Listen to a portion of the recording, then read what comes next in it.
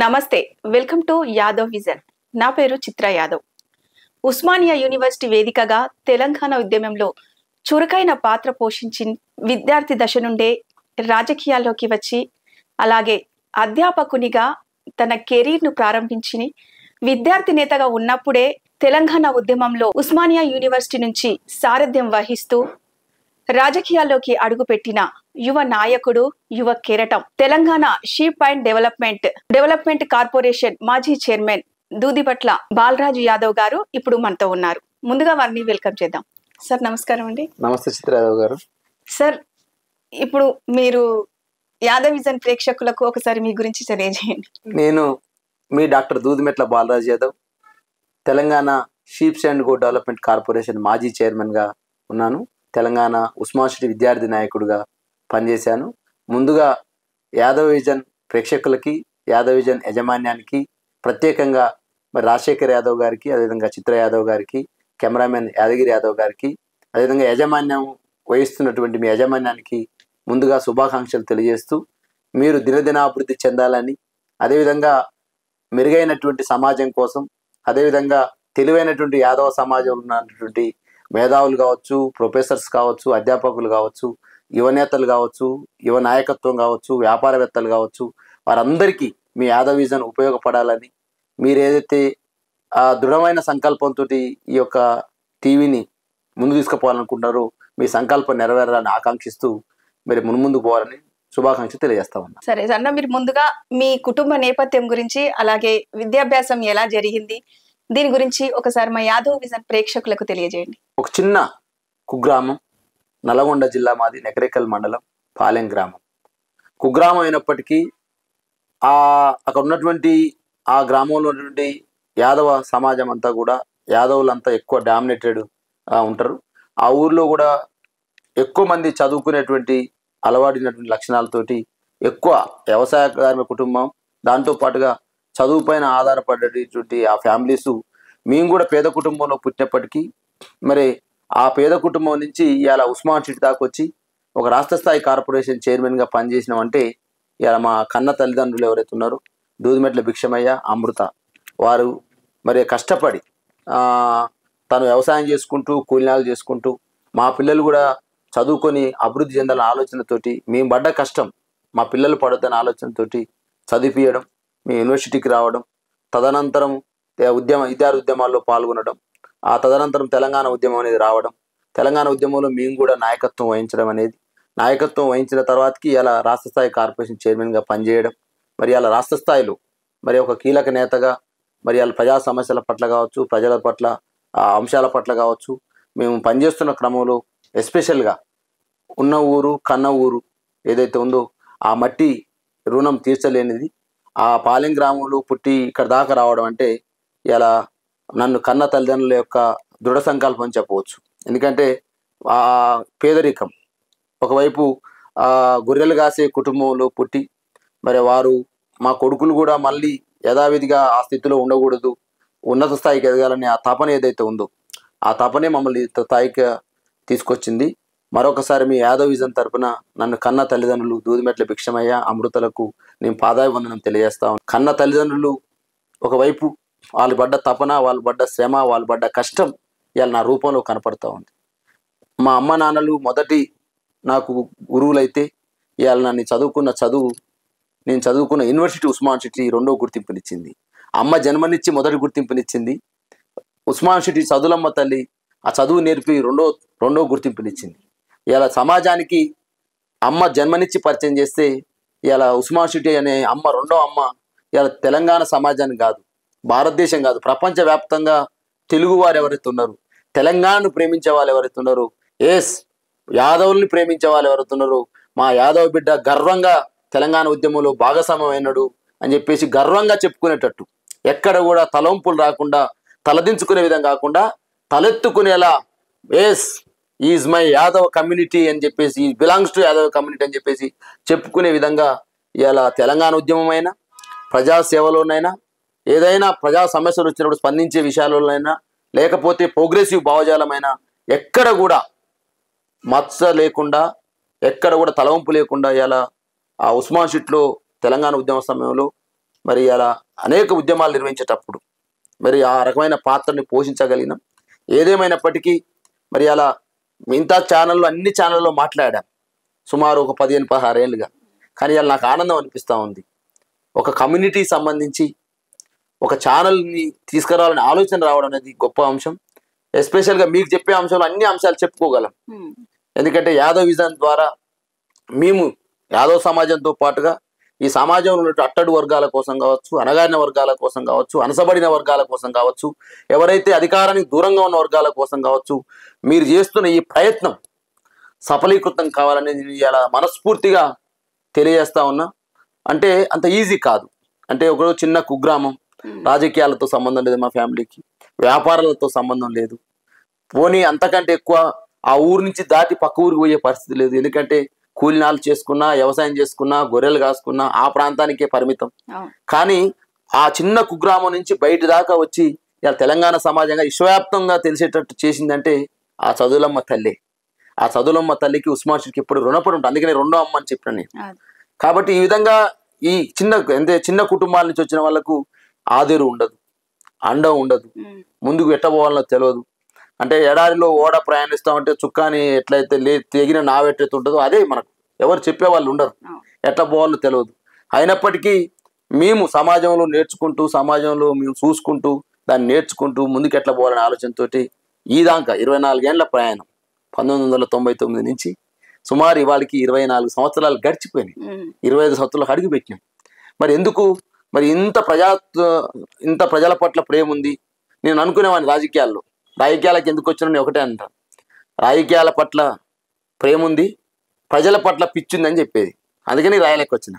రాజకీయాలు ఎందుకు వచ్చినావు అని చాలా మంది అడుగుతారు. నువ్వు డాక్టరేట్ చదువుకున్నావు, ఎంఎస్సి బీఈడి చేసినావు, అది ఎంఎస్సిలో జువాలజీని సైన్స్ బ్యాక్గ్రౌండ్, నీకెందుకే రాజకీయాలు సమాజ చేస్తే 1-2 లక్షల జీతం వస్తుందంటే, నేను గోల్డ్ మెడలిస్ట్ రా బాబు, నాకు రాజకీయాలంటే ప్రేమ ఉంది, ప్రజలంటే అంతకంటే పిచ్చి ఉంది, ప్రజల కోసం పనిచేయడం కోసం రాజకీయాలకు వచ్చిన.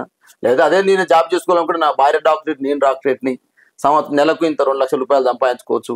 ఆమె ఎక్కడ యూనివర్సిటీ ప్రొఫెసర్, అసిస్టెంట్ ప్రొఫెసర్ అయితే, నేను యూనివర్సిటీలో అసిస్టెంట్ ప్రొఫెసర్ అయితే డాక్టరేట్ అయినా కాబట్టి. కానీ ప్రజల కోసం పనిచేయాలి. ఎస్పెషల్గా నేను మీ యాదవ్ విజన్ ద్వారా చెప్పేది ఏంటంటే, నేను కార్పొరేషన్ చైర్మన్గా పనిచేసే క్రమంలో, అంటే కార్పొరేషన్ చైర్మన్ రాకముందు చాలా కార్పొరేషన్లు ఉండే. వాస్తవానికి మైనింగ్ కార్పొరేషన్ ఉండే, బెవరేజెస్ కార్పొరేషన్ ఉండే, బీసీ కార్పొరేషన్ ఉండే, అన్నీ ఉన్నాయి. కానీ ముఖ్యమంత్రి గారు నన్ను చూజ్ చేసుకోమన్నప్పుడు మాత్రం నేను Telangana sheeps and good development corporation కావాలి సార్ అడిగింది. ఎందుకంటే గొప్ప జాతిలో పుట్టిన సంతృప్తి అవుతుందమ్మా. నువ్వు ఏదన్నా మిగతా వర్గాలను నేను ప్రేమిస్తాను, మిగతా వర్గాలతో నీ కలబెలిసిగా ఉంటాను, మిగతా వర్గాల పట్ల ఏదైనా బాధ వస్తే స్పందిస్తాను. కానీ నా జాతిలో నేను పుట్టినందుకు, అంటే యూనిక్ బ్రాండ్ యదువంశంలో పుట్టినందుకు చాలా గర్వపడతా ఉన్నా. ప్లస్ అదేవిధంగా నేను బయటికి వెళ్ళినప్పుడు ఎవరన్నా అంటారు, అప్పిస్తే ఎగ్గొట్టని జాతి అంటారు, మాటిస్తే తప్పని జాతి అంటారు, మాటిస్తే మడమదిప్పని జాతి అని అంటారు. అరే చాలా గొప్ప వాళ్ళు మీ జాతిలో పుట్టినారని చెప్తున్నప్పుడు ఒళ్ళు గగ్గులు వస్తాయి. అటువంటి కులంలో పుట్టిన మనం ఈ ఊర్లలో ఎక్కడ పోయినా కూడా అరే అమ్మ ఎన్నలాంటి మనసున్న వాళ్ళు రాబాయి, ఎవరు కూడా మేలు తప్ప కీడు చేయరు మీ జాతిలో అని అన్నప్పుడు చాలా అనిపిస్తుంటుంది. ప్లస్ వీళ్ళ చైతన్యం కూడా అంతే ఉంటుంది, కలిసిపోతారు. ఊకనే పాలల్లో నీళ్ళు ఎట్లా కలుస్తాయో అట్లా అందరితోటి, అన్ని కులాలతోటి, అన్ని వర్గాలతోటి, అన్ని మతాలతోటి కలగలుపుగా ఉండే కులం యాదవ్ కులం అని చెప్తున్న సందర్భంలో చాలా గర్వం అనిపిస్తుంది. అదే క్రమంలో నేను కూడా చెప్పినాను ముఖ్యమంత్రి గారు, ఆ రోజున తొలి ముఖ్యమంత్రి గారికి చెప్పాను నేను, సార్ నాకు ఈ కార్పొరేషన్ లేదు సార్, మా జాతికి సర్వీస్ చేసి ఒక డాక్టరేట్గా, తెలంగాణ ఉద్యమంలో ఉన్నవాడిగా, తెలంగాణ ప్రజలకు పరిచయమైన వాడిగా మా జాతికి సర్వీస్ చేసే అవకాశం ఉన్నటువంటి కార్పొరేషన్ ఇవ్వండి సార్, అది కూడా గొర్రెల మేకల అభివృద్ధి సంస్థ ఇస్తే నా జాతికి నేను సర్వీస్ చేయొచ్చనే ఆలోచనతోటి నేను చైర్మన్ కాగానే గాంధీ మహాత్ముడు ఏ విధంగానైతే బారిస్టర్లో లా చదివినప్పటికీ ఆయన ఏం చేశాడు, మళ్ళీ యథావిధిగా ఇండియాలో ఎట్లయితే ప్రజలతో మిళితం కావాలి, ఎట్లయితే కావాలంటే మళ్ళీ అదే డ్రెస్ వేసుకోవాలి. కానీ షూట్ బూట్ వేసుకుని వస్తే మన మనిషి కాదనుకుంటాడు. దాన్ని గాంధీజీ స్వతంత్ర పోరాటంలో పాటించినటువంటి చతురత ఏదైతే ఉందో నేను కార్పొరేషన్ చైర్మన్గా అది పాటించాను. ఎందుకంటే దూదిమెట్ట బాల డాక్టరేట్, అంగిలాగు మంచి సూట్ వేసుకొని పోవచ్చు. కానీ నా జాతిని నేను దగ్గర కావాలంటే, గొర్రె పెంపకందారుల దగ్గర కావాలంటే గొర్రె మేకలతో దీంతో మీరు మీ యాదవులకు అనుగుణంగానే మీరు కావాలని ఆ పోస్ట్ ఎంచుకున్నారు. ఎస్, 100% యాదవులకు దగ్గర కావాలని ఎంచుకున్నాను. ఫస్ట్ ప్రోగ్రామే మా గొర్రె పెంపకందారుల పల్లె నిద్ర అని పెట్టినాను. గొర్రె మందల దగ్గర పల్లె నిద్ర అని పెట్టినాను. అందరు అనుకున్నారు ఏమైనా చైర్మన్ అయింది కదా, చైర్మన్ అసలు ఏదో ఫోటో దిగుతాడు వెళ్ళిపోతాడా, అది చలికాలం జనవరిలో పడుకుంటాడా అనుకున్నారు. కానీ అదే మా గొర్రె మంద దగ్గర పడుకొని అక్కడనే వాళ్ళతో మాట్లాడాను.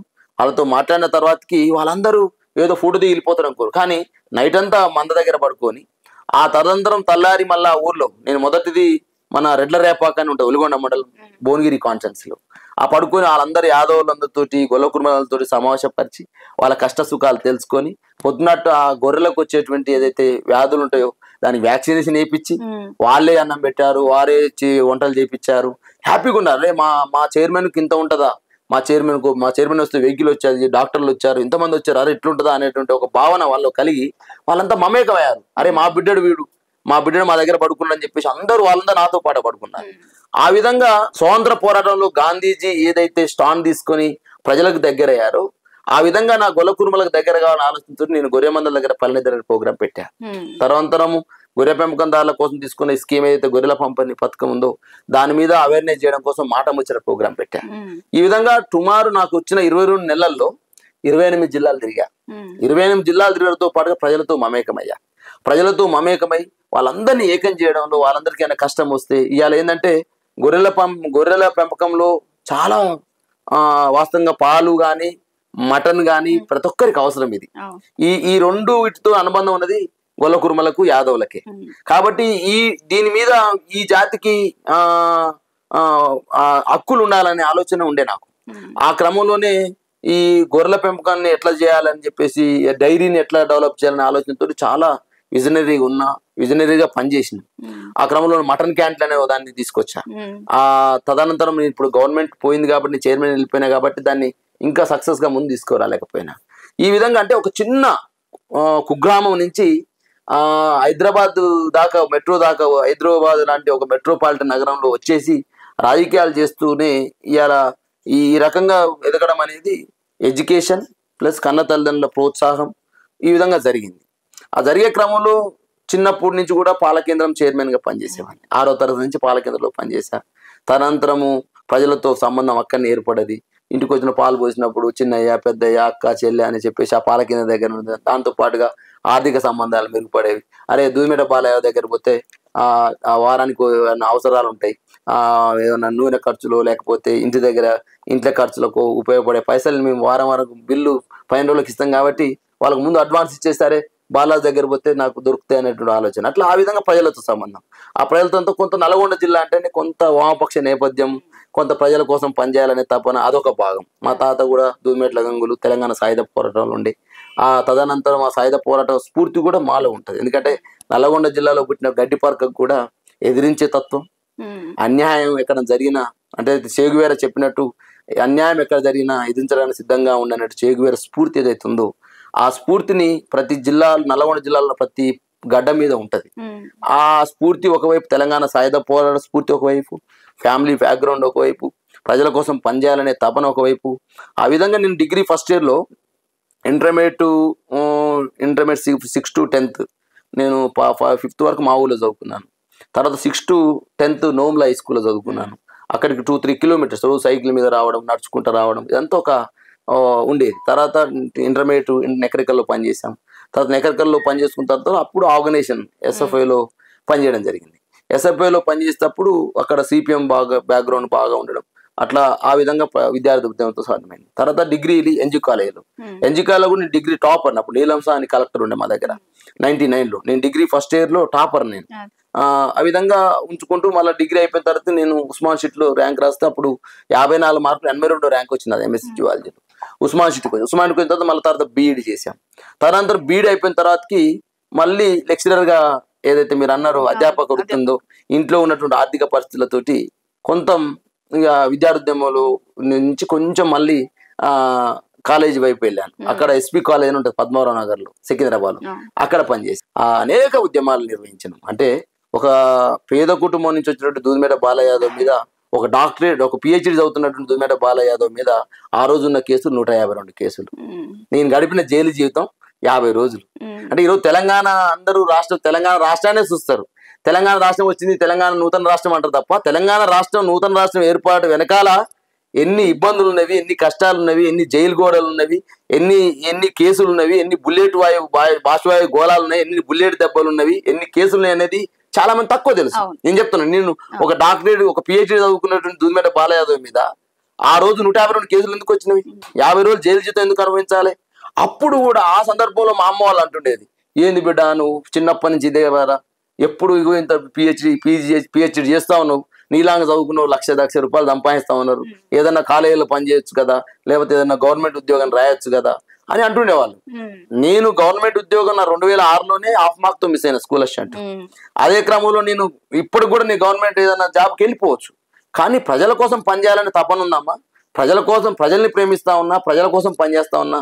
కన్నతల్లిని మిమ్మల్ని ప్రేమించలేనా, మిమ్మల్ని చూసుకోలేనా, నా జీవితం ప్రజలకే అంకితం, ప్రజల కోసం పనిచేస్తా అని చెప్పేసి వాళ్ళు మాట్లాడుతూ ఉంటే వాళ్ళు కన్విన్స్ అయ్యేదిగా, ఇక చెప్తే ఎన్నడు వీడికి ఇదే పని అనుకుంటారు. ఆ క్రమంలోనే ఇట్నే పోరాటం చేసే క్రమంలో 2013 అయితే సెప్టెంబర్ 7వ తారీఖు ఏదైతే ఉందో నా జీవితంలో మరపురాని సంఘటన. ఒకవైపు తెలంగాణ ఉద్యమం జరుగుతూ ఉంది, ఒకవైపు తెలంగాణ రాష్ట్రం వస్తుందో రాదో తెలియదు. ఈ రోజు తెలంగాణ రాష్ట్రం వచ్చింది కాబట్టి అందరూ అంటారు, మేము కొట్లాడినారా భయ్, మేము చేసినారా భయ్, అట్టారు భయ్ ఇట్లా అంటారు. కానీ ఆ రోజు తెలంగాణ వస్తుందో రాదో తెలియదు. ఆ తెలంగాణ సంబంధించిన కొట్లాడ మాకు మాత్రం నమ్మకం ఉంది, కొట్లాడుతా ఉన్నాం, రావాలని కోరిక ఉంది. ఆ సందర్భంలో ఎట్లా వస్తుందో ఏ రాజకీయ పరిణామాలు తెలియదు. అయినప్పటికీ ఆ 13 సెప్టెంబర్ 7 2013 సెప్టెంబర్ 7న ఆ రోజు ఏపీ NGOలు LB స్టేడియంలో సభ పెట్టడం, దాన్ని మనం ఒక యాదవ బిడ్డగా, ఒక తెలంగాణ ఉద్యమకారుడిగా, ఒక విద్యార్థి నేతగా అక్కడ పోయి అడ్డగించడం, తదనంతరం నా మీద దాడి జరగడం, నేను ప్రాణాపాయ స్థితి నుంచి బయటపడడం, జర్నలిస్ట్ మిత్రులు రాజశేఖర్ లాంటి వాళ్ళు, భాస్కర్ లాంటి వాళ్ళు, అనేక మంది జర్నలిస్ట్ మిత్రులు అక్కడ, విజయ్ లాంటి వాళ్ళు, పురుషోత్తం లాంటి వాళ్ళు, చాలా మంది మిత్రులు ఉండ్రి అక్కడ. ఆ మిత్రులందరూ నన్ను హాస్పిటల్లో జాయిన్ చేయడం, అందులోకి ఆ సభలోకి పోయి జై తెలంగాణ నినాదించినంత సేపు ఒక భాగం అయితే అప్పుడు ఏం జరుగుతుందో తెలియదు, ప్రాణం ఉంటుందో పోతుందో తెలియదు. అసలు LB స్టేడియం మీరు అడుగు పెట్టారని చెప్తారు కదా, మరి అసలు ఏ ధైర్యంతో అడుగు పెట్టారు ఆ స్టేడియం సమైక్య సభలకు? నల్గొండ జిల్లా గడ్డ మీద పుట్టిన స్ఫూర్తి అది, తెలంగాణ ఉద్యమ స్ఫూర్తి అది, తెలంగాణ ప్రజల కోసం పనిచేయాలనే స్ఫూర్తితోనే ఆ విధంగా పోవడం జరిగింది. వాస్తవంగా అందరూ అన్నారు, ఎట్లా పోయినవరా నాయన, ఇంత ధైర్యం ఎట్లా వచ్చింది నీకు అంటే, యాదవులకు కొంత ధైర్యం ఎక్కువనే ఉంటది, గుండె దిట్టు ఎక్కువనే ఉంటది. ఎందుకంటే పాలు పెరుగు దాగి ఒక మకటం లేని కుటుంబాల్లో పుట్టేటువంటి యాదవ బిడ్డలు కొంత ధైర్యంగానే ఉంటారు. ఎక్కడ అన్యాయం అన్ని జరిగింది దానికి ఎదురిస్తాను సిద్ధంగా ఉంటాడు. మీరు చూడండి, ఎక్కడ ఊర్లకి వెళ్ళి నెలదున్నా తప్పు చేసిన ఉన్నాడే, ఎక్కడ తప్పు చేసిన అని మాట్లాడదు తప్ప వెనకం పడిపోడు. అవసరం ఉంటే ఏరావా అని బాధను మన బాధగా చూసుకొని ఎదిరించే తత్వం కొంత ఈ జీన్స్ లో ఉన్నట్టుంది. అది ఆ విధంగా ఆ తెలంగాణ ఉద్యమ స్ఫూర్తి, నేను పుట్టినటువంటి కుటుంబ నేపథ్యము, నేను పుట్టిన జాతీయతోని ఎదిరించగలిగిన, జై తెలంగాణ నినాది ఇవ్వగలిగిన, అందరి ఆ దేవుడి సహకారంతో బయటపడిన చావు నుంచి. ఆ రోజు మళ్ళీ తర్వాతకి ఏదైతే ఒక పెద్ద నిండు సభలో, లక్షలాది మంది ఉన్న సభలో ఆ రోజు ఉద్యమ నేతగా ఉన్న కేసీఆర్, సింహం సింగిల్ కాకపోతే పందులే గుంపులకు వస్తాయి, నా తమ్ముడు దూదిమేట బాలయాదవ్ సింహం అని చెప్పేసి అయితే మన సెప్టెంబర్ 29, 2013 అయితే సకల జిల్లా బేరీ జరిగింది. అదే ఎక్కడైతే దాడి జరిగిందో అక్కడనే. ఆ రోజు ఆయన ఇచ్చినటువంటి ఏదైతే మనకు ఉందో పొగడత ఉందో నా జీవితంలో మరవలేనిది అది. వాస్తవంగా ఆ రోజు అందరు అన్నారు, నేను పోయేటప్పుడే చచ్చిపోతాం అనుకున్నారు. తర్వాత ఏమన్నారంటే, అరే ఒక్కడిగా పోయినవరా భయ్, జాతిని అంతా ఏకం చేసినావు, సమాజాన్ని అంతా ఏకం చేసినావు అని చెప్పేసి చెప్పగలిగారు. తెలంగాణ సమాజాన్ని ఏకం చేసినవరా భయ్ అని చెప్పగలిగారు. చాలా అనిపించింది జీవితానికి. అంటే మీరు అనుకుంటే అందరూ ఏమనుకుంటారంటే, ఒక ఎమ్మెల్యే అయితేనో, ఒక MP అయితేనో, ఒక మంత్రి అయితేనో అనుకుంటారు తప్ప, మేము తెలంగాణ ఉద్యమం చేసేటప్పుడు 2010 జనవరి 18వ తారీఖు రోజు మేము పాదయాత్ర స్టార్ట్ చేసినాం. 2010 జనవరి 18 నుంచి ఫిబ్రవరి 7, 2010 కాకతీయ పొలికేక పేరుతోటి మేము కాకతీయ యూనివర్సిటీలో ముగింపు చేసినాం. ఈ 25 రోజుల పాదయాత్రలో మేము టోటల్ గా 725 కిలోమీటర్లు నడిచినాం అండి. అత్యధికంగా మాడుగుల టు మర్రిగూడ, మాడుగుల ఉస్మాన్ సిటీ నుంచి మొదలైన పాదయాత్ర పాడి షరీఫ్ నుంచి, అదే విధంగా మనం ఆమనగల్ నుంచి కలవకుర్తి మాడుగుల వెళ్తుంది. మాడుగుల నుంచి మర్రిగూడ నల్గొండ జిల్లాకి ఎంటర్ అయింది. అత్యధికంగా 39 కిలోమీటర్లు నడిచాం ఒకరోజు. ఆ దారి పొడుగున తెలంగాణ రావాలని కోరుకున్నటువంటి మేధావులు, జర్నలిస్ట్ సంఘాలు, కవులు, కళాకారులు, అన్ని సంఘాల వాళ్ళు, ప్రత్యేకంగా స్కూల్ పిల్లలు మేము నడుస్తూ ఉంటాము. వాళ్ళందరూ దారికి ఇరువైపులా నిలబడి పూలు చల్లుతూ ఉంటారు. ఆ పూలు చల్లే క్రమంలో ఒకరు వస్తారు, అన్న మేము తెలంగాణ ఉద్యమం చేయలేకపోతున్నాం అన్న, ఈ జెండు బాంబు సీసాలకి ఈ ఖర్చు నుంచి అన్న, మీ కాళ్ళని నొప్పులు పెట్టినాయి అన్న, బూట్లు ఏమైనా కొనుక్కుంటారా. ఈ ప్రజల ప్రేమను చూసిరా, నేను అక్కడనే ఫ్లాట్ అయిపోయినా. అరే ఏంది ఒక తెలంగాణ కాజు గింత ఉందా ప్రజలల్లా, అంటే తెలంగాణ అంశం కోసం కొట్లాడితే హీరోనా మేము, మమ్మల్ని హీరో లెక్క చూసేది. జైలు పోయినా మేము జైల్లో పోతే మేము ఖైదీ లెక్క చూడకపోయేది, హీరో లెక్క చూసేది. జైల్లో ఉన్న వాళ్ళు కూడా అన్న మేము తెలంగాణ ఉద్యమం చేయలేకపోతున్నాం అన్న, కనీసం ఆ లైన్లో నిలబడికి అన్నం పట్టుకొస్తాం మీకు, కనీసం మేమన్నా తెలంగాణ ఉద్యమం చేసినట్టు అని అనేవాళ్ళు. ఎస్పెషల్గా ఈ విధంగా ఒకవైపు ఉద్యమం, ఆ ఉద్యమంలో మా పాత్ర, ఆ పాత్రలో మేము ఇమిడిపోయిన విధానం, ఆ విధంగా చూస్తూ ఉంటే ఎస్పెషల్గా టోటల్గా తెలంగాణలో కూడా మీరు అనుకుంటా ఉన్నారు యాదవ్ కమ్యూనిటీ కూడా పెద్ద కమ్యూనిటీ, ప్లస్ అవేర్నెస్లో పెద్ద కమ్యూనిటీ, రాజకీయం కూడా పెద్ద కమ్యూనిటీ, అన్ని రకాలుగా పాపులేషన్ కూడా పెద్ద కమ్యూనిటీ. ఎందుకంటే నేను sheeps and goat development corporation చైర్మన్గా టోటల్గా మేము ఇచ్చిన యూనిట్లు 7,61,896 యూనిట్లు గుర్తించిన. అంటే యూనిట్ మీన్స్ ఒక ఫ్యామిలీ, ఒక్కొక్క ఫ్యామిలీ 4 అనుకున్నా 5 అనుకున్నా ఈజీగా 30-35 లక్షల మంది ఓట్లే, జనాభా కాదు ఓట్లు, అంటే ఈజీగా 50 లక్షల జనాభా ఉంటుంది. సుమారు 35 నుంచి 35 లక్షల ఓట్లు ఉంటాయి. ఇంత పెద్ద జనాభా నిన్న ఏం చేసిన గొర్రెల పంపిణీ పథకం ద్వారా వ్యక్తిగతంగా నేను ఫీల్ అయ్యేది ఏంటంటే యాదవ్ల స్ట్రెంత్ ఎంతో తెలిసింది. అంటే యూనిట్లు చేయడం ద్వారా, అంటే తెలంగాణ ప్రభుత్వం అంటే ఒక యూనిట్ ఉందనుకోండి, మీరు ఇప్పుడు 7,61,896 యూనిట్లు అని చెప్పిన నేను ఐడెంటిఫైడ్ అనమాట. అంటే ప్రభుత్వం గుర్తించింది కాబట్టి ఇంటూ ఈక్వల్ 5 వేసుకున్నా కూడా ఇంటూ 4 వేసుకున్నా 30 లక్షల మంది 30 లక్షల ఓట్లు అన్నట్టే కదా. అంటే ఇప్పుడు మీరు అన్నట్టుగా యాదవులు అనేది మొత్తం పెద్ద యూనిట్ అన్నారు. అయితే మరి దేశవ్యాప్తంగా యాదవులు ప్రతి ఒక్క రాష్ట్రంలో ఉన్నారు, కానీ మన రాష్ట్రంలోనే రాజకీయ పరంగా ఎందుకు ఎదగలేకపోతున్నారు అంటారు? ఎస్పెషల్ గా ఏమైందంటే ఒక లాంగ్ విజనరీ లీడర్షిప్ రాలేదు. అంటే చిన్న వయసులో రాజకీయాల్లోకి వచ్చిన వాళ్ళ సంఖ్య తక్కువ ఉంది, ప్లస్ వచ్చిన వాళ్ళు ఒక స్టేబుల్ గా నిలబడే తత్వం లేదు, ప్లస్ జనాభా పెద్దగా ఉంది, ప్రేమ పెద్దగా ఉంది, కల్మషం లేదు, వెమ్మటి యూనిట్ అయిపోతారు. ఎందుకంటే సదరు ఉత్సవాలు చేసినప్పుడు కావచ్చు, తెలంగాణ ఉద్యమంలో భాగస్వామ్యం అయినప్పుడు కావచ్చు, చాలా పార్టిసిపేట్ చేస్తూ ఉంటాను అనేక మీటింగ్లలో. ఎక్కడన్నా జిల్లాకు పోయినప్పుడు కావచ్చు, ఖమ్మం జిల్లాకు పోతే నేను 18 మీటింగ్లు చైర్మన్ గా పోయినప్పుడు, ఎక్కడ పోయినా జనాభా తొందరగా ఎక్కువ వస్తారు, ఎక్కువ గ్యాదర్ అవుతారు, ప్రేమ కనపడుతుంది. కానీ వాళ్ళకు శ్రీకృష్ణుని యొక్క వారసత్వంలో పుట్టినప్పటికీ, శ్రీకృష్ణుని కులంలో పుట్టినప్పటికీ, రాజకీయ చదరంగం తెలిసినప్పటికీ ఈ మంచితనం ఏదైతే ఉందో ఆ మంచితనం తోటి పాలిటిక్స్ లో ఎక్కువ ఎదగలేకపోతాం. పాలిటిక్స్ లో శ్రీకృష్ణుని విద్యలే ఉండాలి, కానీ మంచితనం అనేది ముందైపోయి ఏమైందంటే ఈ పాలిటిక్స్ లో ఎదగని సంఖ్య పెరిగింది. ఎప్పుడైతే ఒక ఫెయిల్యూర్ స్టోరీ మనసులో కనపడద్దు, ఎదగలేదు ఒక సక్సెస్ స్టోరీ చూపెట్టగలగాలి. సక్సెస్ స్టోరీ ఎవరు ఉన్నారండి? ఎక్కువ రోజులు ఉన్నారు. ఉమ్మడి ఆంధ్రప్రదేశ్ లో కొద్ది మంది మాత్రం ఉండేది, తర్వాత తెలంగాణకు వచ్చిన తర్వాత కొద్ది మంది మాత్రం ఉండేది. 294 మంది ఎమ్మెల్యేలు ఉంటే 5-6 గెలిచేది ఉమ్మడి ఆంధ్రప్రదేశ్ లో కూడా. తెలంగాణకు వచ్చిన తర్వాత కొంత కమ్యూనిటీ పోలరైజ్ జరిగింది, కమ్యూనిటీకి అవకాశాలు వస్తాయి. 5 ఎమ్మెల్యేలు మొదటిసారి గెలిచారు, ఒక మంత్రి అయ్యారు, తర్వాత ఒక రాజ్యసభ సభ్య అయ్యారు, ఒక ఎమ్మెల్సీ అయ్యారు గొల్లకుర్మాల నుంచి, తదనంతరం ఒక 3 కార్పొరేషన్ చైర్మన్ గా నియమించబడ్డారు. కొంత చైతన్యం వచ్చేవారికి మళ్ళీ 2 ఎలక్షన్కి వస్తాకనే మళ్ళీ ఒక్కటికి వచ్చేసింది. అంటే ఒక లాంగ్ విజన్ నుండి ఎక్కువ రోజులు రాజకీయాలు నిలబడగలిగితే వచ్చే తరానికి ఏమైందంటే మోడల్ గా కనపడతారు. అంటే ప్రతి మనిషి యొక్క స్టోరీ, ఈ దూదిమెట్ట బాలయ్య యాదవ్ విజన్ అనేది ఉన్నది. వాళ్ళు మమ్మల్ని ఎలివేషన్ చేస్తా ఉన్నారు. వ్యక్తిగతంగా మీరు చేసే ఈ ఇంటర్వ్యూ ఏదైతే ఉందో ఈ ఇంటర్వ్యూ చాలా మంది చూస్తారు, చూసిన వాళ్ళకి ఏమైతే ఇన్స్పిరేషన్ అవుతుంది. అంటే నేను ఫెయిల్యూర్ స్టోరీ అనుకో, నన్ను ప్రొజెక్ట్ చేయలేవు కదా.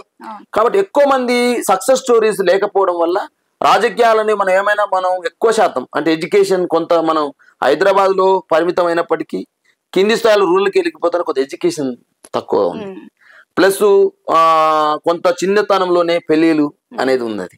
కాబట్టి ఎప్పుడైతే కొంత మెచ్యూరిటీ ఈ 5-10 ఏళ్ల కాలంలో రాజకీయంగా చైతన్యం వచ్చింది, జెడ్పీటీసీలుగా గెలుస్తున్నారు, ఎంపీటీసీలుగా గెలుస్తున్నారు, ఎంపీపీలుగా గెలుస్తున్నారు, సర్పంచ్గా గెలుస్తున్నారు. మీరు చూడండి, ఎక్కడైనా ఏ ఊర్లో అయినా యాదవ్ సర్పంచ్ నిలబడితే ఏరేవాడు గెలవడండి. జనరల్ కూడా గెలవరు. ఇక్కడ రెడ్డిస్ కానీ ఇంకెవరు కానీ యాదవ్ అభ్యర్థి మీద గెలవలేరు. మీరు చూడండి, ఇక నల్గొండ జిల్లాలో మీరు చూడండి ఎంతమంది యాదవ్లు ఓపెన్ జనరల్ కేటగిరీలో రామూర్తి యాదవ్ గెలిచాడు, నోముల నరసింహ యాదవ్ గెలిచాడు, కొమ్ముపాప యాదవ్ గెలిచారు, కమలమ్మ యాదవ్ గెలిచింది. ఎంత ఎంత ఎంత ఓదాని యోధులమే గెలిచారు, వాళ్ళంతా ఉత్త గెలలే. బొల్లమల్ల యాదవ్ గెలిచారు. ఎంత ఎట గెలవగలిగారు, వాళ్ళకుంది చరిత్ర. ప్రజలలో కూడా మనం యాదవ్ అభ్యర్థి నిలబెడితే, సర్పంచ్ నిలబెడితే ఏ జనం గెలవరండి. ఇక అంత అంత అంత ఫెమిలియర్ ఉంటారు, అంత ఫేమస్ ఉంటారు, నమ్మకంగా ఉంటుంది. వీళ్ళకి ఇస్తే పాపం మంచి వాళ్ళు, వీళ్ళకి ఇస్తే ఎవరు కూడా హాని చేయరు, వీల్చుంటూ ఉండాలని చెప్పి అన్ని కులాలు కూడా ప్రేమిస్తాయి. అటువంటి ఉంది. కానీ లాంగ్ జర్నీ చేయాలి కదా, మరి వానికి ఎమ్మెల్యే టికెట్ ఓడియాలి. రాజకీయ పార్టీలు మన ఏమైందంటే నీవు సర్పంచ్ వరకు గెలిచినాడు, జెడ్పీటీసీ గెలిచిన వాడు, ఎంపీపీ గెలిచిన వారు జడ్పీ చైర్మన్ కాలేకపోతా ఉన్నారు. జడ్పీ చైర్మన్ అంటే జిల్లా మొత్తం ఇన్ఫ్లుయెన్స్ చూపెడగలుగుతాం. జడ్పీ చైర్మన్ కావాలంటే మరి రాజకీయ పార్టీ ఏది ఉంది? రాజకీయ పార్టీ లేదు. రాజకీయ పార్టీలు ఉన్న వాళ్ళకి ఏమైతుంది? ఇక్కడ ఉన్న వాళ్ళు వాళ్ళకు ఉన్నటువంటి పరిధి, వాళ్ళకున్న పరిమితులు, అవకాశాలు ఏరే వాళ్ళకి ఇస్తా ఉన్నారు. వీళ్ళు ఎట్లా ఎదుగుతారండి? కాబట్టి ఎస్సీ ఎస్టీ బీసీ ఐడియాలజీ తోటి, ఈ కింది వర్గాలు ఎదగాల ఆలోచనతోటి అప్పుడు ఎన్టీఆర్ గారు తెలుగుదేశం పార్టీ స్థాపించినప్పుడు ఈ వర్గాలకు నాయకత్వం దొరికింది. తదనంతరం బీఆర్ఎస్ పార్టీ మళ్ళీ స్థాపించిన తర్వాతకి కొంత ఈ వర్గాలకు నాయకత్వం లభించే అవకాశం ఉన్నప్పటికీ మళ్ళీ కేసీఆర్ గారు మళ్ళీ పవర్ నుంచి కోల్పోవడం జరిగింది. కాబట్టి మనం కింది స్థాయిలో గెలుస్తున్నాం తప్ప ఎమ్మెల్యేల కాడికి వస్తాయని జడ్పీ చైర్మన్కి వస్తాకనే మనకు అవకాశాల సంఖ్య తగ్గుతుంది. దానికి కారణం ఏంటి అంటే ల్యాక్ ఆఫ్ ఎకానమీ, ఆర్థికం లేకపోవడం, వ్యాపార కుటుంబాలు తక్కువగా ఉండడం. పైసలు ఉన్నవి మన కాడ 10 కోట్లు ఉన్నాయి, ఆ 10 కోట్లని 100 కోట్లు చేసేటువంటి తత్వం సంఖ్య తక్కువ.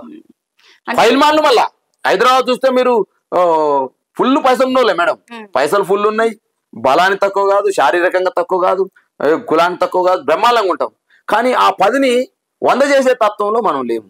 ఆ 10ని ఇప్పుడు మీరు అన్నట్టుగా ఇప్పుడు ప్రస్తుతం ఉన్న రాజకీయాలు మనీ బ్యాంక్, మనీ లాగానే, మనీ ఉంటేనే రాజకీయం అన్నట్టు ఉంటుందని అంటారా? అంతే. ఇప్పుడు డబ్బు అనేది ప్రాధాన్యం అయిపోయింది, మనీతో ప్రజలతో పనిచేయడం అనేది సెకండ్ ప్రాధాన్యం అయిపోయింది. డబ్బు వ్యాపారం ఉన్న వాళ్ళు మాత్రమే రాజకీయాలకు వస్తున్నారు. రాజకీయ పార్టీలు కూడా ఆ దిశగా ఆలోచిస్తా ఉన్నాయి. ఇప్పుడు డబ్బున్న వాళ్ళకి టికెట్లు ఇవ్వడం, డబ్బున్న వాళ్ళకి పదవులు ఇవ్వడం, డబ్బున్న వాళ్ళకి రాజ్యసభ ఎంపీలు ఇవ్వడం, డబ్బున్న వాళ్ళకి ఎమ్మెల్సీ చేయడం అనేది ఎప్పుడైతే రాజకీయ పార్టీలలో జొరబడ్డదో అసలు ప్రజల కోసం పనిచేసే వాళ్ళ సంఖ్య తగ్గింది. ఇప్పుడు చూడండి, నేను 99 నుంచి రాజకీయాల్లో ఉన్నాయి, 24, 25 ఏళ్ళకి అడుగు పెట్టాను. అప్పుడు 99లో ఒక ఎమ్మెల్యే వస్తే, సార్ మా ఊరికి మా బడికి ఏమన్నా ఇస్తారా, లేకపోతే మా ఊరికి ఏమైనా చేస్తారా అనేది. 99 నుంచి 2005కి వచ్చాక ఏమైందంటే, సార్ మా కాలనీకి ఏమైనా చేస్తారా అనేది. 2005 నుంచి 2013కి వచ్చాకనే, సార్ మా కాలనీ కాదు మా ఇంటికి ఏమైనా చేస్తారా అనేది. 2023, 24కి వచ్చాక ఏమైందంటే, చూడండి ఎంత పరిణామం చెంది చూడండి రాజకీయాల్లో కానీ ప్రజల పట్ల మార్పు ఏం జరిగిందంటే, 99లోనేమో మా ఊరికి ఏమైనా చేస్తారా, మా బడికి ఏమైనా చేస్తారనే మనుషులు 2005కి వచ్చే వరకే మా కాలనీకి ఏమైనా చేస్తారనే కాడికి వచ్చింది.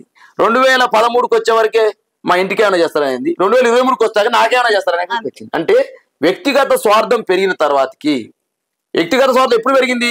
రాజకీయ నాయకులు ఎప్పుడైతే వ్యాపారవేత్తలు వచ్చినప్పుడు, రాజకీయ నాయకులుగా ఉన్న వాళ్ళకి రాజకీయ నాయకులు వ్యాపారవేత్త వేస్తాడండి. ఒక వ్యాపారం నుంచి వచ్చిన వాళ్ళు రాజకీయాలు రావద్దని అనట్లే, ప్రజల పట్ల ప్రేమతో వచ్చినప్పుడు హ్యాపీ. కానీ వ్యాపారం మీద ప్రేమతో రాజకీయాలకు వస్తే ఏం జరుగుతుంది? జరగదు కదా. రాజకీయాలకు అందరూ రావచ్చు, కానీ వ్యాపారాల పట్ల ప్రేమ ఉన్న వాళ్ళు వస్తే వ్యాపారమే చూసుకుంటాడు తప్ప ప్రజలను చూడడు. కాబట్టి ప్రజల పట్ల ఇప్పుడు ఆయన వ్యాపారం నుంచి వస్తాడు, ఆయనకి ఎంఆర్ ఆఫీస్ తెలియదు, ఎండిఓ ఆఫీస్ తెలియదు, పోలీస్ స్టేషన్ ఆడుందో తెలియదు, ఎక్కడ ఇప్పుడు ఒకవేళ మురుగునీటి సమస్య వచ్చింది ఎవరు చెప్పాలనో తెలియదు. కానీ వస్తాడు, 10 కోట్లు ఖర్చు పెడతాడు, ఒక వారం. ఏదో ఫ్యాషన్ అయిపోయింది రాజకీయాల్లో. ఏంటంటే ఇప్పుడు నేను 25 ఏళ్ళ నుంచి నేను రాజకీయాల్లో పనిచేస్తున్నాను డాక్టరేట్ని, కానీ 6 నెలల ముందు వస్తారు, ఒక 20 కోట్లు తీసుకొని వస్తాడు. వచ్చేటప్పుడు ఒక 100 కార్లు పెట్టుకుంటారు, పెద్ద హెలికాప్టర్లో పూల వర్షం కురిపిస్తారు. కురవగానే పొద్దునాట ఆ పేపర్లో పెద్ద హెడ్డింగ్ వస్తుంది, పేపర్లలో పెట్టారు పూల వర్షం, ప్రజలంతా ఆడావుడి. తర్వాత ఎమ్మెల్యే గెలుస్తాడు, కథం ఇంట్లో పడుకుంటాడు. ఆయనకి ఎంఆర్ ఆఫీస్ తెలియదు, ఎండి ఆఫీస్ తెలియదు, ప్రజల సమస్య తెలియదు, సర్పంచ్ ఏం తెలియదు, సర్పంచ్ ఏ విధులు నిర్వర్తిస్తాడు, ఎంపీపీ ఏ విధులు నిర్వర్తిస్తాడు, జడ్పీటీసీ ఏ విధులు ఏం తెలియదు ఆయనకు. ఎమ్మెల్యే కూడా ఏం మాట్లాడాలి చట్టసభలో కూడా తెలియదు. కానీ ఎమ్మెల్యే మరి 24-25 ఏళ్ళుగా ప్రజల సమస్యలే పట్టుకొని ప్రజల కోసమే పనిచేయాలని, ప్రజల కోసమే జీవించాలని, ప్రజల కోసమే బతకాలనుకున్న వాళ్ళకు రాజకీయ పార్టీల అవకాశం ఇవ్వట్లే. అంటే రాజకీయ పార్టీలో తీరు మారాలి. ఇవాళ ఢిల్లీలో ఊడ్చింది చీపురు లెక్క. ఇవాళ నేను కేజ్రీవాల్ని అప్రిషియేట్ చేస్తా ఉన్నా, ఢిల్లీ ప్రజలు నేను చాలా కంగ్రాట్ చేస్తా ఉన్నా. ఎందుకంటే పేదవాడు కూడా చట్టసభలోకి పోవాలి కదా. ప్రజాస్వామ్యం ఎప్పుడు బతుకుతుందండి? ప్రజాస్వామ్యం బతకాలంటే పేదవాడు కూడా చట్టసభలో ఉండాలి, పేదవాని అంశాలు మాట్లాడాలి. ఇలా గ్రామాల్లో ఉన్న రైతు గురించి మాట్లాడాలి, గ్రామాల్లో ఇప్పుడు అమ్మాని గురించో అదాని గురించో ఎవడైనా మాట్లాడతాడు. కానీ పేద ప్రజల కోసం మాట్లాడేవాడు, అణగారిన వర్గాల కోసం మాట్లాడేవాడు, అణగారిన వర్గాల హక్కుల కోసం మాట్లాడేవాడు, అనేక సంవత్సరాలుగా అధికారానికి దూరంగా ఉన్న వారి గురించి మాట్లాడేవాడు, అంచబడ వాళ్ళ గురించి మాట్లాడతాడు. ఎవరు మాట్లాడాలి వీళ్ళ గురించి? ఈ సమాజంలో అనేక రకాల సపరేషన్స్ ఉన్నవి, అనేక రకాల అణచివేతలు ఉన్నవి. అణచివేతల గురించి మాట్లాడేవాడు అసలు చదువుతున్నారా? మనం చదవాలి కదా. రాజకీయం చదవాలి. రాజకీయం అంటే ఏమంది ఈ రోజులలో? రియల్ ఎస్టేట్ దందా అయింది. రాజకీయం అంటే ఇద్దరి మధ్యన గొడవలు అయిపోయినాయి. రాజకీయం అంటే ఇవాళ రాజకీయం అనే పదానికి కొత్త నిర్వచనం ఇస్తా ఉన్నారు. ఏ తెల్ల బట్టలు వేసుకొని వాని వీని పంచాయతీ సెటిల్మెంట్ చేస్తే రాజకీయం, రియల్ ఎస్టేట్ బ్రోకరేజ్ అని చేస్తే రాజకీయం. రాజకీయం అది కాదు. రాజకీయం అంటే పేద ప్రజల కోసం పనిచేయడం. రాజకీయం అంటే ఎవరైనా ఆపదలో నీ దగ్గరికి వస్తే దాన్ని పరిష్కరించడం రాజకీయం. రాజకీయం అంటే అనగారిన వర్గాలు కావచ్చు, ఎవరు అంచబడిన వర్గాలు కావచ్చు, అధికారం దూరంగా ఉన్న వర్గాలు కావచ్చు, ఏదైనా సమస్య కోసం అల్లాడుతుంటే ఆ సమస్యకు నేను ఉన్నా అని చెప్పడం రాజకీయం. ఇది రాజకీయ నిర్వచనం. కానీ ఇప్పుడు రాజకీయ నిర్వచనం ఏం చేశారు? డిఫరెంట్ గా మార్చారు. ఎప్పుడు మారింది నిర్వచనం?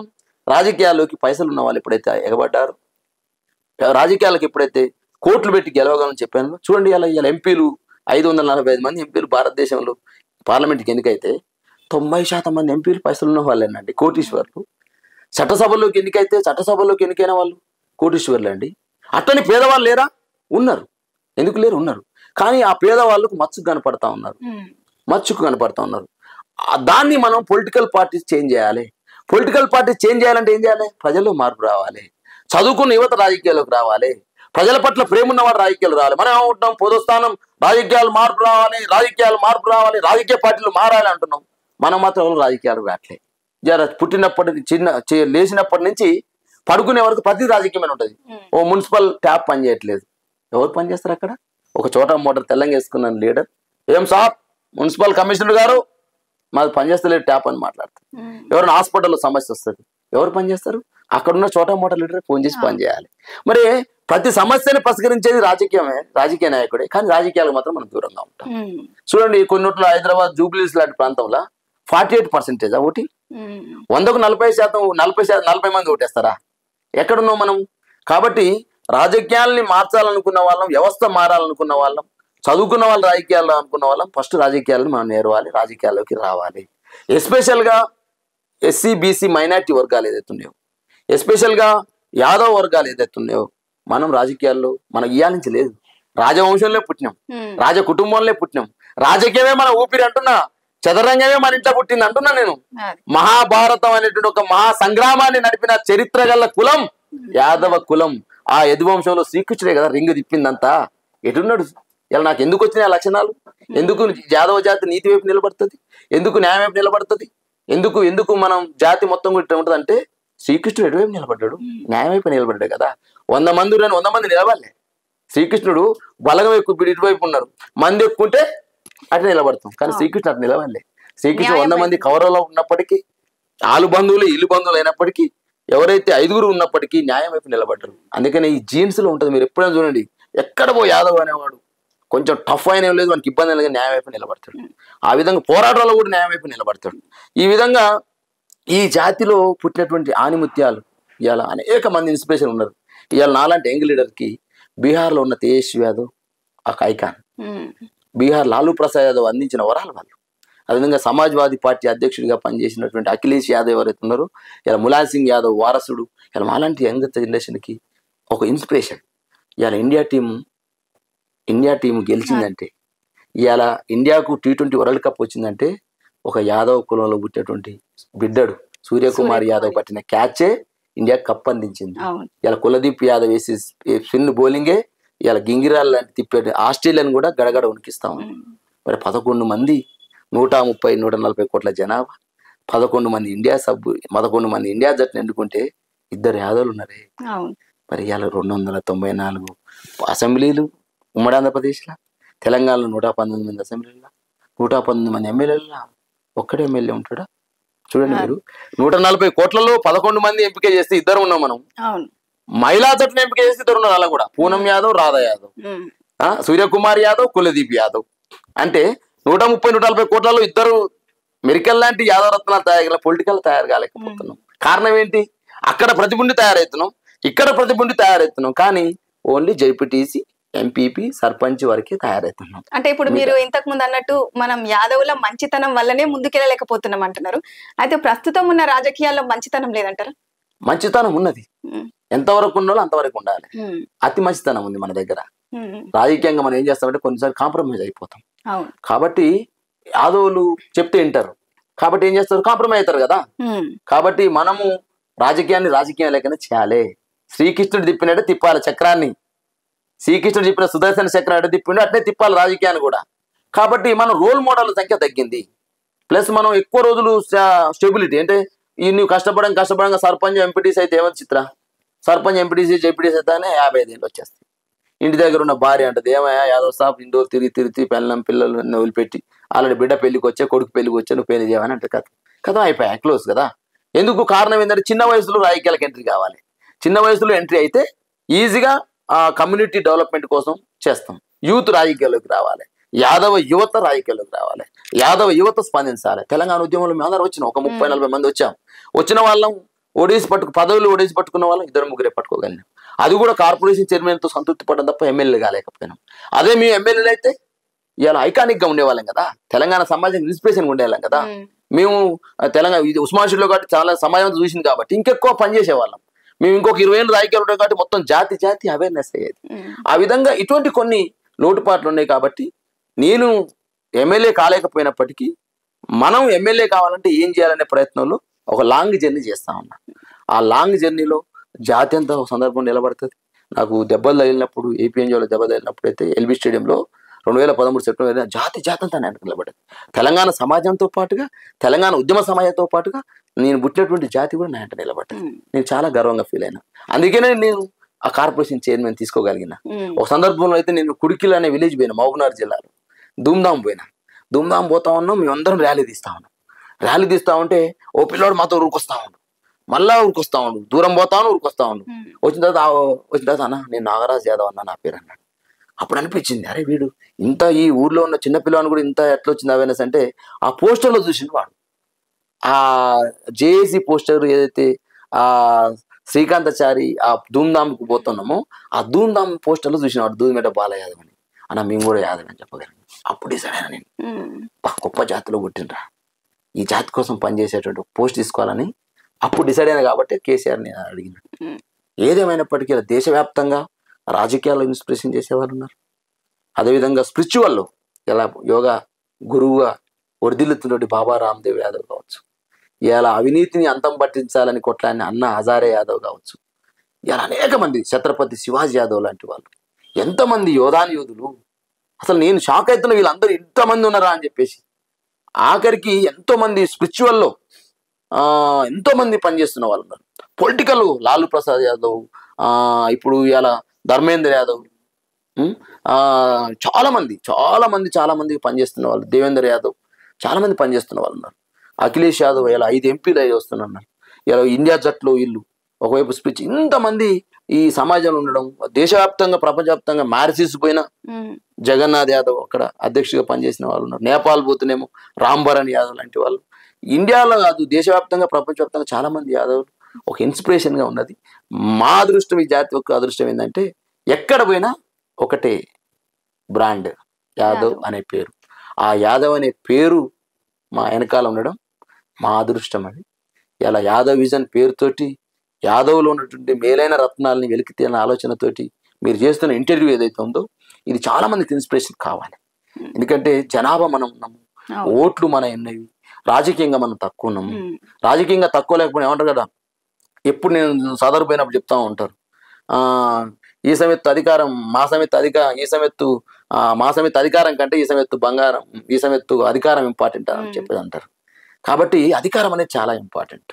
అంటే విద్య లేక వివేకం లేదు, వివేకం లేక జ్ఞానం లేదు, జ్ఞానం లేక సంపద లేదు, సంపద లేక అధికారం లేదు, అధికారం లేకపోవడం వల్లని అనగానే వర్గాలు దూరంగా పడతా ఉన్నారు అని చెప్పి చెప్తా ఉంటారు మహాత్మా జ్యోతిరావు పూలే కొటేషన్లు.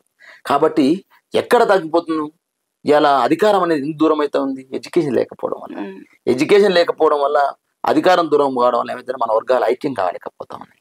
కాబట్టి మనం ఫస్ట్ ఈ 2 అంశాల మీద దృష్టి పెట్టాలి. Education is the most powerful weapon. తర్వాత ఎడ్యుకేషన్ ఎప్పుడైతే ఉన్నదో యూనిటీ మనలో వస్తుంది.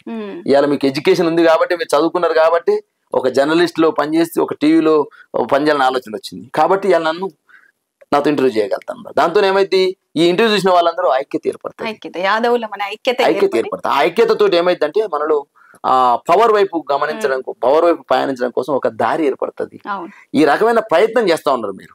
ఈ ప్రయత్నం సఫలీకృతం కావాలి. ఎందుకంటే మనం ఏమంటారు కదా, వడ్డించేవాడు మనవాడు ఉంటే చివరి బంతిలో ఉన్నా కూడా ఒక మూలబొక్క తీసుకొచ్చేస్తా అంటారు.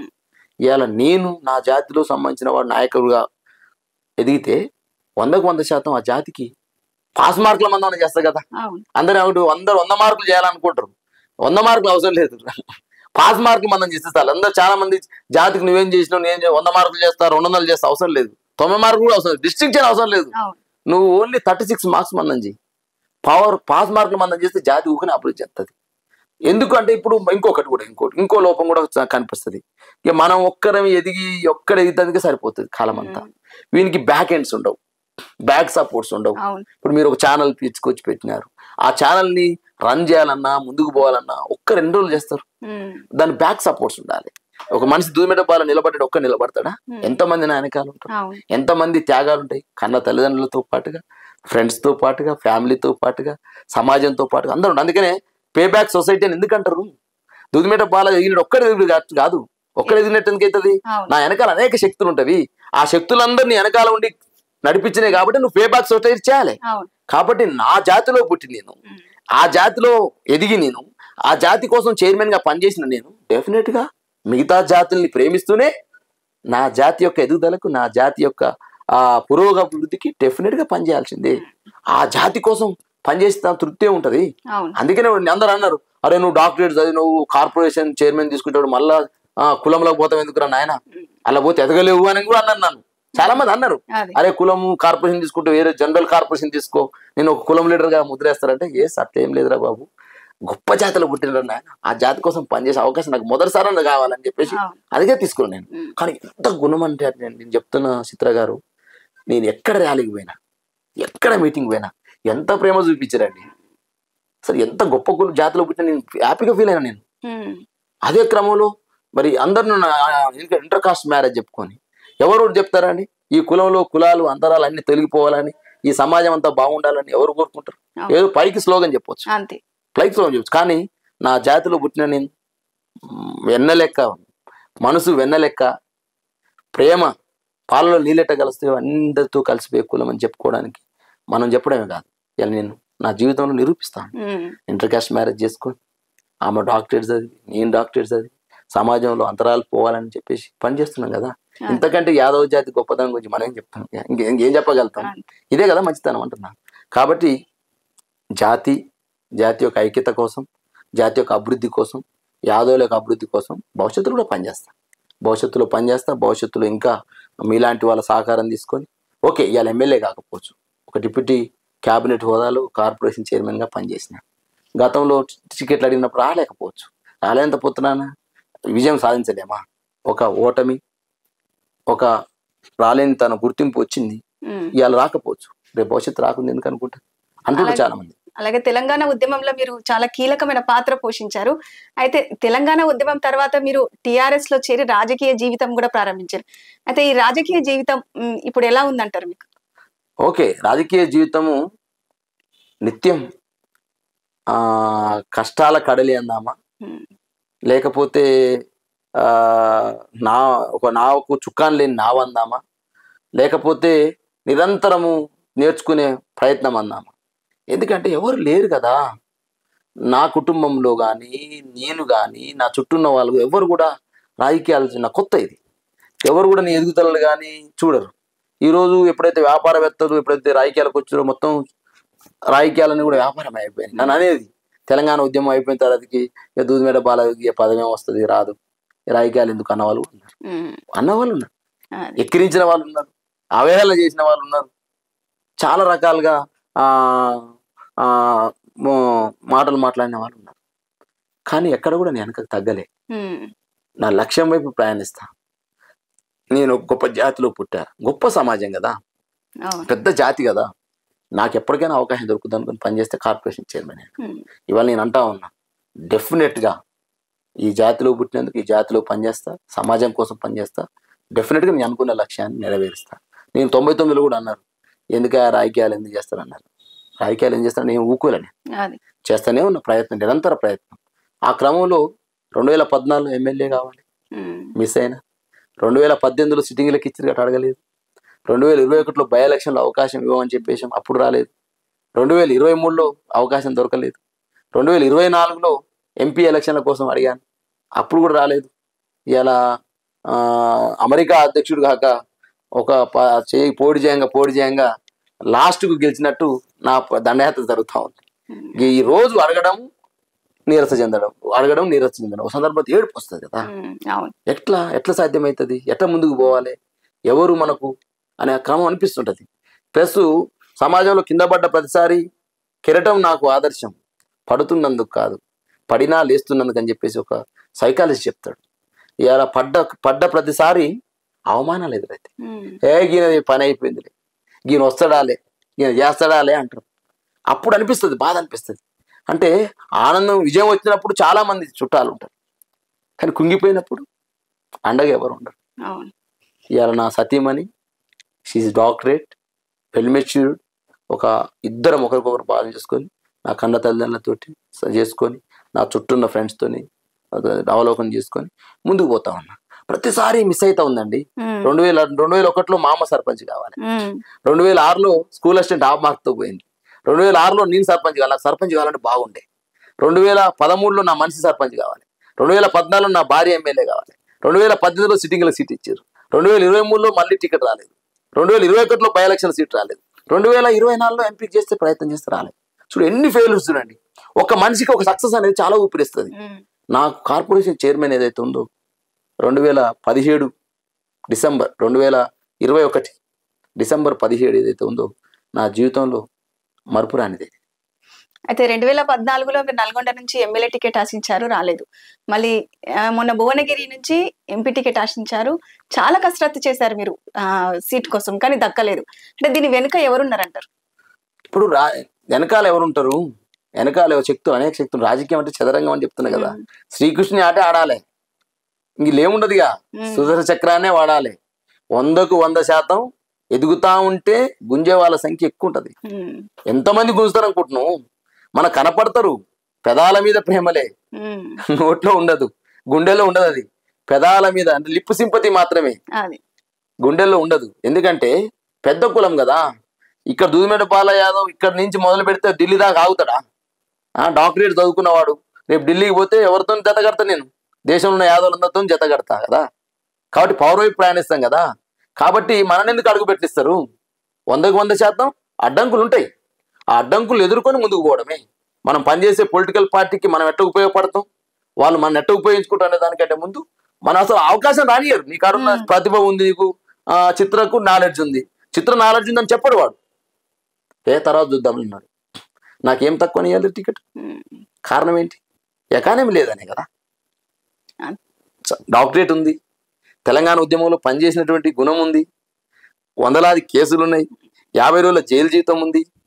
అంతకంటే ఎక్కువ 12-13 లక్షల ఓట్లు పోలైతే అందులో యాదవుల గొల్లకుర్మల ఓట్లే 3,24,25,000 ఓట్లు ఉన్నాయండి. ఎందుకు రాలే టికెట్? ఇంకా అవేరు కావాలి. మన ఓట్లు మనం వేసుకునే పరిస్థితులు లేము. మన జాతి కోసం అందరం ఏమనుకుంటున్నాం అంటే మనం అందరం ఒకటే అనుకుంటున్నాం. మనం ప్రజలు నిందిస్తున్నాం. ఫస్ట్ మనం నిందించుకోవాలి. మనం ఏమైనా మిస్టేక్ చేస్తా ఉన్నామా? మనం ఆ జాతిని ఏకం చేయగలుగుతున్నామా? మనం ఆ జాతిని మనం కూడగట్టగలుగుతున్నామా? మనం ఆ జాతిని నమ్మకం కలిగిస్తున్నామా లేదా? మావాడు ఉన్నాడు, మావాని దగ్గర పోతే భరోసా దొరుకుతుందని నమ్మకాన్ని కలగాలి. మావన్ దగ్గర పోతే కనీసం ఉపశమనం కలుగుతుంది, భరోసా కలగాలి. మావన్ దగ్గర పోతే ఒక ఐడియా నచ్చడం ఉపశమనం కలగాలి. మావన్ దగ్గర పోతే ఖచ్చితంగా ఉదాహరణ దొరుకుతుంది అన్నట్టు నువ్వు నమ్మకం కలిగించగలిగితే ఆ జాతి నీతో నడుస్తుంది. ఆ జాతిని నీతో నడిపించుకునే ప్రయత్నం నువ్వు లీడర్గా నువ్వు చేయాలి తప్ప నేను ఆ జాతిలో పుట్టిన నాకు ఆ జాతి ఏం చేస్తలేదు, ఆ జాతి ఏం చేస్తలేదు, ఆ జాతి నీకు చేయాలంటే నువ్వు నమ్మకం కలిగించాలి కదా. ఆ జాతిని వెనకాల ఎట్లా నడుస్తుంది? నేను దూదిమెట్ట బాలయ్యదు ఏమన్నా పైసలు ఉన్నోట, దూదిమెట్ట బాలయ్య వాళ్ళ నాన్న అమ్మనాన్న ఏమన్నా ఎంపీ ఎమ్మెల్యేలా, దూదిమెట్ట బాలయ్య వ్యాపారవేత్త కుటుంబం నుంచి వచ్చినోడా కాదు కదా. మరి భువనగిరి ఎంపీకి ఎట్లా పోటీ పడగలను? 1 or 2లో నేను పోటీ పడగలను. ఎట్లా పోటీ పడగలను? ఆ జాతిని వెనకాల నడిచింది. మా జాతిలో ఒక విద్యార్థి నాయకుడిగా ఉండి మా జాతి కోసం పనిచేయండి. ఎట్లాగా నిండు ఎక్కడ గొర్రెకి ఇబ్బంది అయితే దూదిమెట్ట బాలయ్యకి ఇబ్బంది అయినట్టు, ఎక్కడ ఓ గొల్ల కుర్మానికి ఇబ్బంది అయితే దూదిమెట్ట బాలయ్యకి ఇబ్బంది అయినట్టు, ఏ ప్రాంతం కావచ్చు తెలంగాణలో ఏ మూల ఇక్కడ ఇబ్బంది గొల్ల కుర్మలకు ఇబ్బంది అయితే దూదిమెట్ట బాలయ్య స్పందించేవాడు. అట్లా జాతి అంటారే ఒక మంచి డాక్టరేట్ చదువుకున్న పిల్లవాడు ఎమ్మటే స్పందిస్తాడు, ఎమ్మటే సోషల్ మీడియాలో ఉంటాడు, ఎమ్మటే దాని పరిష్కారం చూపెడతాడు. ఇటువంటి వాడు కావాలని అన్ని పార్టీలు ఉన్న వాళ్ళండి, ఒక పార్టీ అని కాదు. ఎక్కడో ఒక పిల్లవాడు సంగారెడ్డి నుంచి ఫోన్ చేసి అన్న నా పేరు శివ, అన్న నేను బీజేపీ కానీ భువనగిరిలో మీరే ఎంపీ కావాలన్న. ఎక్కడో దేవరకథలో ఉన్న మధుసూదన్ ఫోన్ చేస్తాడు, అన్న మీరే ఎంపీ కావాలన్న, మీరు బాగుంటుంది అన్న టికెట్ వస్తే. ఎక్కడో కొడంగల్లో ఉన్న కురుమూర్తి, అన్న నేను యాదవ్ అన్న నేను భువనగిరిలో ఎంపీ కావాలి. ఎక్కడో మన మంచిర్యాలలో ఉన్నటువంటి భీమారం మండలం చెన్నూరు కాన్ఫరెన్స్ నుంచి రమేష్ యాదవ్ అంటాడు, అన్న మీరు కావాలి. ఎక్కడో తమిళనాడులో ఉన్న వాళ్ళు, కర్ణాటకలో ఉన్న వాళ్ళు. ఎట్లా సాధ్యమైంది? ఎట్లా సాధ్యమైంది అంటే ఆ జాతి కోసం పనిచేసే క్రమంలో, ప్రజల కోసం పనిచేసే క్రమంలో మన కమిట్మెంట్ ఏదైతే ఉందో, అరే వీడు కొంత ప్రజలకు ఉపయోగపడతాడు. ఏమిటో మనం సమాజాన్ని బతికియాలి. మనం బతకడం కోసమే బతకొద్దు, మనం బతుకుతూ సమాజాన్ని బతికించాలనే ఆలోచన చేస్తే డెఫినెట్ గా ప్రజలు స్వీకరిస్తారు, ప్రజలు కూడా ఆశీర్వదిస్తారు. అయితే ఇప్పుడు మీరు అన్నట్టు మన ఫస్ట్ నాయకుడే ప్రజలకు నమ్మకం కల్పించే ఫస్ట్ నాయకుడు మంచిగా ఉండాలని చెప్పారు కదా. అట్లా మన యాదవులలో మీరు Telangana ship and good development corporation గా చేసిరు. అయితే మీరు ఏ విధంగా మన యాదవ బంధువులకు మీరు సహాయం చేశారు? 100% అంటే నాకున్న 22 నెలలు మీరు చెప్పండి, ఒక కార్పొరేషన్ చైర్మన్ ఉన్నటువంటి పదవి కాలం 22 నెలలు అంటే 24 ఏళ్ల ప్రజా జీవితంలో నాకు వచ్చిన పదవి జీవితం 22 నెలలు. 22 నెలల్లో నేను నా పదవి బాధ్యతల స్వీకరణ, నా ఆఫీస్ సెటప్, నా సన్మానాలు స్వీకారాలు ఇవన్నీ పోగా 28 జిల్లాలు తిరిగినమ్మా. 28 జిల్లాల్లో తిరుగుతో పాటుగా ఒక కొత్త ప్రోగ్రాంలు పెట్టిన నేను. 2-3 కొత్త ప్రోగ్రాం, పల్లె నిద్ర కావచ్చు, మాటా ముచ్చట కావచ్చు, అదేవిధంగా మటన్ క్యాంటీన్ల నిర్మాణం కావచ్చు. ఈ విధంగా కొత్త ప్రోగ్రాంలు తీసుకొచ్చాను నేను. అంటే మటన్ క్యాంటీన్ నిర్మాణం వస్తాను, నా కలర్ ప్రాజెక్ట్ అది అయిపోయింది, నేను చైర్మన్గా అయిపోబట్టి. అంటే ఈ 22 నెలల్లో ఏమైందంటే ఎక్కడో మంచిర్యాల్లో గొర్రెలు సంగారెడ్డి జిల్లాలో పోతాయి, వర్షం వస్తాయి కొట్టకపోతాయి, అక్కడెక్కడో చిక్కపోతారు గొల్లకురుమలు. ఎమ్మటే నేను వాళ్ళతో ఫోన్ మాట్లాడతా, ఎమ్మటే వాళ్ళతో మాట్లాడి అధికారులను పంపించేస్తా. ఎక్కడో శ్రీశైలం అనే పిల్లవాడు చందుపట్లో ఉంటాడు, అన్న మా గొర్రె హాస్పిటల్ తీసుకొచ్చినా డెలివరీ కావట్లేదు, చచ్చిపోయే పరిస్థితి అని అంటాడు. ఎమ్మటే నేను సర్జన్తో మాట్లాడి, మా వెటనరీ సర్జన్తో మాట్లాడి ఆపరేషన్ చేయించి గొర్రెని బతికిచ్చేస్తా. మనిషే కదా, ప్రాణమే కదా గొర్రె అంటే. ఏదో అందరూ అనుకుంటారు, మీరు అందరూ అనుకుంటారు మామూలుగా మనుషులకు హాస్పిటల్ ఉన్నాయో, వెటనరీ రంగంలో గొర్రె మేకలు కూడా హాస్పిటల్స్ ఉన్నాయి. మనుషులకు ఎట్లా డాక్టర్లు ఉన్నారో గొర్రె మేకలు కూడా డాక్టర్లు ఉన్నారు. మనకు ఎట్లా అంబులెన్స్లు ఉన్నాయో వైకి అంబులెన్స్ ఉన్నాయి. ఒక పెద్ద వ్యవస్థ వస్తాం లైఫ్ స్టాక్ అనేది. కానీ అందరూ అనుకుంటారు ఏముంటుందిలే అనుకుంటారు. దాని మీద సెట్ చేయగలను నేను. జువాలజీలో డాక్టరేట్ కాబట్టి, జువాలజీ మీద నాకు పట్టుంది కాబట్టి, జంతు శాస్త్రం మీద పట్టుంది కాబట్టి దాని మీద చేయగలిగిన. ఆ జంతువుల్ని ప్రేమించే మనుషులు ఎవరైతే గొల్లకురుమలు, మనుషుల్నే ప్రేమించని ఈ లోకంలో జంతువుల్ని ప్రేమిస్తున్న కులం గొప్ప కులం కదా గొల్లకురుమలు అంటున్నా నేను. చాటి మనుషుల్నే ప్రేమించని రోజులు ఇవి. ఆ గొల్లకురుమలు గొర్రె మేకల్ని ప్రేమిస్తా ఉన్నారు. అవి ఎక్కడన్నా ఆరోగ్యం బాగాలేకపోతే ఈడు ఇబ్బంది పడతా ఉంటాడు. ఏమన్నా గిట్టలు ఉంటాయి, ఆ వానకాలం వచ్చినప్పుడు చెడిపోయి నడవలేకపోతుంటాయి. అవి నడవలేక ప్రాణం ఇబ్బంది పడతా ఉంటే ఇక్కడ గొల్లకురుమ ఇబ్బంది పడతా ఉంటాడు. ఎంత గొప్ప గుణం చూడండి, ఎంత గొప్ప మనసు చూడండి. అవి ఎక్కడ మేత తినకపోతే వీడు అన్నం తినడం మానేస్తుంటాడు. వాటికి ఏదన్నా ఆకో పసురు తీసుకొచ్చి శాస్త్రవేత్త అంటారు కదా గొల్లకురుమని. ఎందుకనుకుంటారు డాక్టర్, ఎందుకంటే ఆధునిక వైద్యుడు అని అంటారు గొల్లకురుమని. ఎందుకంటారు ఎక్కడో పసరాకు తీసుకొచ్చి పసరు పెడతాడు. అందుకనే మందంట పోతుండు ఎలమందా, వాడు ఎవ్వారి కొడుకమ్మ ఎలమందా, చూస్తే చిన్న పోరాగాడు ఎలమందా, 1000 మేకలుగా వస్తాడు ఎలమందా అనే ఎలమంద పాట ఉంది చూసినావా. ఎలమంద పాటలు తెలుస్తుంది గొల్లకురుమ యొక్క వ్యక్తిత్వం ఏంది, గొల్లకురుమ యొక్క సగటు జీవనం తెలుస్తుంది. అంటే 100 గొర్రెల్ని 100 మేకల మందకు వస్తాదు లెక్క వ్యవహరిస్తాడు. వాటికి ఏమైనా బాధ వస్తే వీడు బాధపడిపోతాడు. అవి గడ్డి తినకపోతే, అవి మేత తినకపోతే వీడు అన్నం తినకుండా మానేస్తాడు. ఎక్కడెక్కడో చుట్టూ తిరిగి వస్తుంటాడు, ఎక్కడెక్కడో చెట్లతో సావాసం చేస్తూ ఉంటాడు. అటువంటి ఒక నమ్మకమైనటువంటి ఒక ప్రేమ గల్ల ఆ జాతిని దగ్గర కావడం కోసం నేను ఈ ప్రోగ్రాం తీసుకొని వాళ్ళకి దగ్గరైనా కాబట్టే భువనగిరి ఎంపీ. నేను ఒక ఎంపీ కాదు, ఎమ్మెల్యే కాలే, ఒక ఎమ్మెల్యే కొడుకుని కాదు, ఒక వ్యాపారవేత్తను కొడుకుని కాదు, 100 కోట్లున్నాను కాదు, జాతి అంతా మావునికి ఎంపీ టికెట్ గెలిపోయాను. కానీ అన్ఫార్చునేట్లీ టికెట్ రాకపోయినా నేనేం మళ్ళా ప్రజల కోసం పనిచేస్తాను. ఇవాళ 200 రోజులు నేను మార్నింగ్ లేస్తే ఈవినింగ్ వరకు ఎవరు ఏ సమస్య వచ్చినా, హాస్పిటల్ సమస్య వచ్చినా, ఎడ్యుకేషన్ సమస్య వచ్చినా, కోచింగ్ సమస్య వచ్చినా, ఇంకేదన్నా పోలీస్ సమస్య వచ్చినా, ఎక్కడికైనా ఆ తెలంగాణ ఉద్యమ పుణ్యాన తెలంగాణ సమాజానికి అంత ఎరికైనా కేసీఆర్ గారి నాయకత్వంలో కార్పొరేషన్ చైర్మన్గా పనిచేసిన కాబట్టి మాజీ కార్పొరేషన్ చైర్మన్ ప్రజలందరికీ పరిచయం కాబట్టి అధికారికి ఫోన్ చేసి మా వాళ్ళ సమస్య ఉందట పరిష్కరించండి. ఏం కావాలి లీడర్ అందరికి పజలీ లేడు.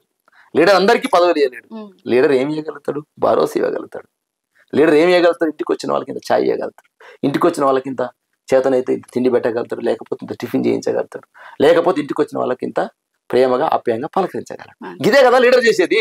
ఈ చిన్న చిన్న అంశాలని మనం ప్రజా జీవితంలో పాటిస్తే చాలా అంటున్నాను. ఎంతమందికి పసిలు వేయగలుగుతాను నేను? ఎంత 100 కోట్లు ఆయన పసిలు వేయగలుగుతాడా? ఒక లీడర్ 100 మందికి పదవులు వేయగలుగుతాడా? ఇస్తే 119 మందికి ఎమ్మెల్యేలు ఇస్తాడు, ఇస్తే 580-90 మందికి జడ్పీటీసీలు వేయగలుగుతాడు, 590 మందికి ఎంపీపీలు వేయగలుగుతాడు. మరి ఎంత జనాభా? 4,20,00,000 జనాభా పెట్టుకొని 3,20,00,000 ఓటర్లు పెట్టుకొని ఎంతమంది చేయగలుగుతాం? కాబట్టి లీడర్ అనేవాడు ఈ రకమైన భావజాలంతో ముందుకు పోతే యాదవులు చాలా అవేర్నెస్ అయ్యారు. గతంలో లెక్కలేరు. వ్యాపార రంగంలో ఉన్నాం, రియల్ ఎస్టేట్ రంగంలో ఉన్నారు, రాజకీయ రంగంలో ఉన్నారు. దాంతో పాటుగా యువత కూడా ప్రజల కోసం పనిచేయాలనే తపనున్న యువత, యాదవ యువత, మీ టీవీ ద్వారా నేను అప్పీల్ చేస్తా ఉన్నా, రాజకీయాలకు రండి. జర్నలిజం ఇష్టం వాళ్ళు జర్నలిజం, సినీ రంగం ఉన్న వాళ్ళు సినీ రంగంలో ఉండండి, వ్యాపార రంగం ఉన్న వాళ్ళు వ్యాపారం. కానీ అన్ని రంగాలను మిళితం చేసేది, కలిపేది, ఏకం చేసేది రాజకీయమే. కాబట్టి పవర్ వైపు రండి. పవర్ వైపు వస్తే మన వర్గాన్ని పవర్ వైపు మళ్లించవచ్చు అనేది నా యొక్క ఉద్దేశం, నా పిలుపు కూడా యువతకు. ఓకేనా, థ్యాంక్ యూ సో మచ్. మీరు మా యాదవ్ విజన్ ఛానల్ కి ఇంటర్వ్యూ ఇచ్చినందుకు థ్యాంక్ యూ సో మచ్. మరి మీరు అనుకున్నట్టుగా రాజకీయంలో మీరు ఇంకా బాగా ఎదిగి మరిన్ని ఇంటర్వ్యూలు మా యాదవ్ విజన్ ఛానల్ కి ఇవ్వాలని కోరుకుంటున్నాం. నమస్తే. థ్యాంక్ యూ చిత్ర యాదవ్ గారు. మీకు మీ యాదవ్ విజన్ టెక్నీషియన్స్ కి, యాజమాన్యానికి శుభాకాంక్షలు తెలియజేస్తూ, మీరు అనుకున్న లక్ష్యం వైపు ప్రయాణించాలి. మీరు అనుకున్న లక్ష్యం వైపు యాదవ్లో ఉన్నటువంటి ఈ మెరుగైనటువంటి యువతను కావచ్చు, మెరుగైనటువంటి వ్యాపార రంగాన్ని అందరినీ కూడా వెలికి తీసి ఈ సమాజానికి మీరు సర్వీస్ చేయాలని కోరుకుంటూ మీకు శుభాకాంక్షలు.